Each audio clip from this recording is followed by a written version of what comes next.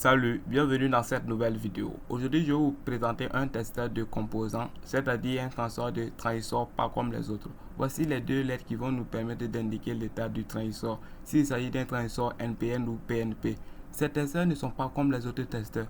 Grâce à ces testeurs, vous allez pouvoir connaître l'état du transistor, même si celle-ci est sur la carte mère, sur le PCB. Les autres composants ne vont pas jouer sur les résultats que vous allez trouver.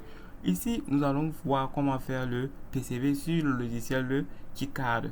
Voici le schéma que j'ai tracé sur KiCad, le schéma qui est très simple. C'est le même schéma que vous avez vu sur le logiciel Isis.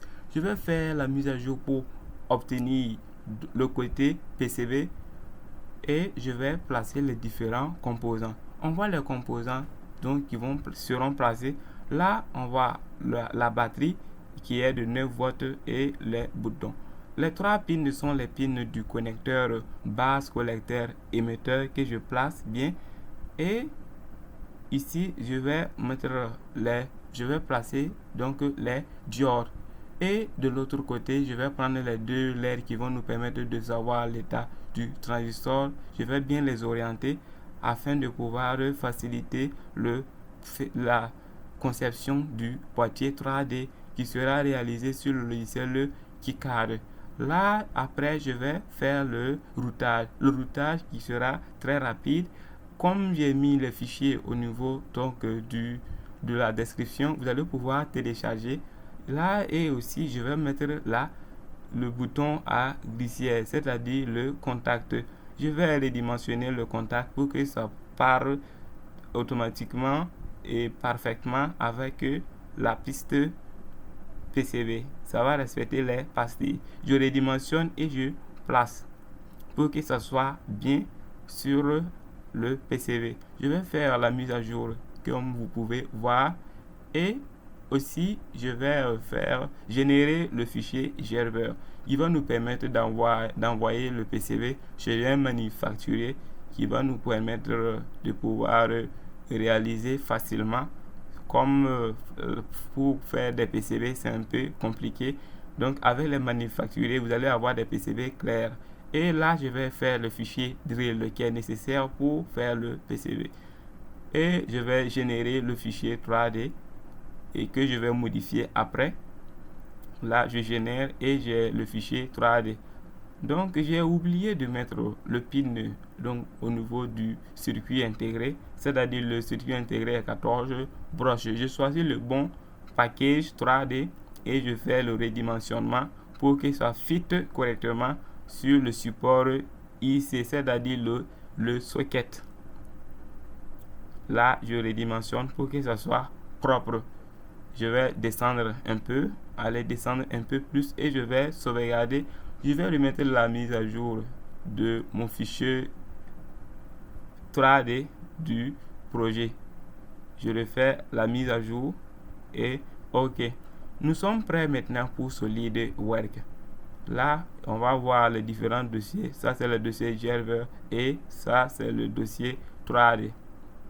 On va ouvrir le logiciel SolidWorks afin de pouvoir tracer le boîtier 3D qui est très simple à réaliser. Voici notre modèle du schéma qu'on a imprimé et voici notre pile de 9 volts.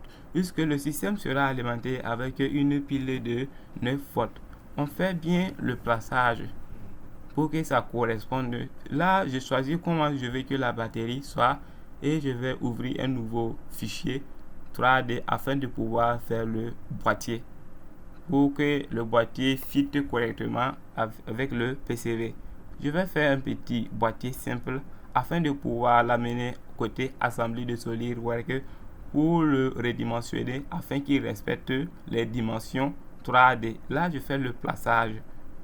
Je veux voir comment il va marcher et je vais le dimensionner en utilisant l'outil cotation automatique de SolidWorks afin de pouvoir bien dimensionner le boîtier. Voici le dimensionnement fait. Et là, maintenant, je vais créer le trou pour permettre à mon PCB de bien s'installer dans le boîtier. Là, voici le trou réalisé. Maintenant, je vais faire les petits trous pour qu'on puisse voir les LED. Voici notre premier LED et la sortie donc des sondes qui vont nous permettre d'aller au niveau de nos transistors afin de les tester. Voici, ainsi fait, nous allons placer les différents composants tels que les batteries. Là, c'est le support qui va nous permettre de visser le boîtier. Le fichier du boîtier sera en description de la vidéo. Je vais vous laisser les fichiers GRVR et le boîtier du PCB. Là, on va voir ici que j'ai fini le couvercle qu'on va bien placer. Et voici la fin du boîtier. Il reste que à mettre sur un imprimante 3D afin de pouvoir bien modéliser ou bien imprimer notre boîtier. Si vous êtes fort en 3D, vous pouvez redimensionner votre boîtier en votre choix. Abonnez-vous et likez pour ne pas rater mes prochaines vidéos.